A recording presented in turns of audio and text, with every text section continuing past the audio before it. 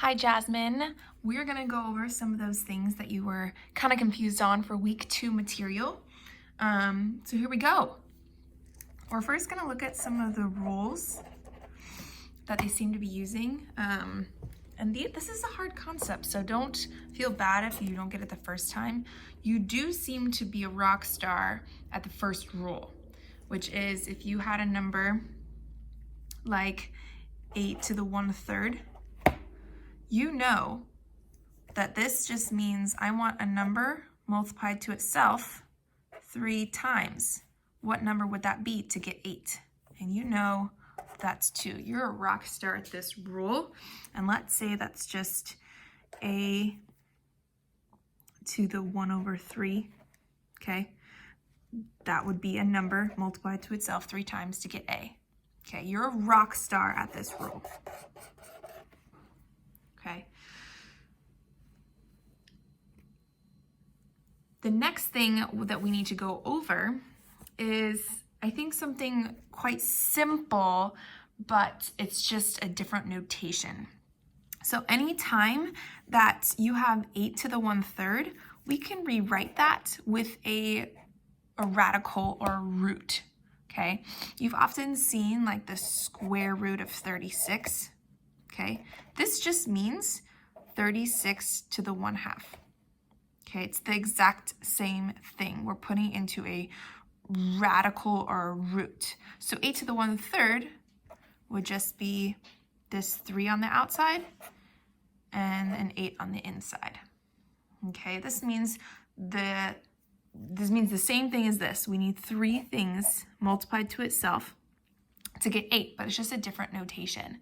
Now up here, see, if our denominator was a 3, so the 3 went outside the radical. Up here, the 2 down here, there would be a 2 up here, but oftentimes we use the square root so often that we just stop putting the 2 there. So if there's no number here, it's actually a 2. Okay, so let's do another example.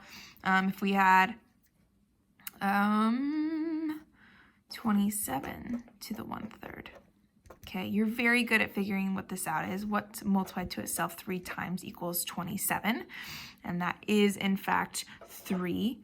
But we can write it in a radical form or root form. So we put the 27 inside, and this 3 goes on the outside.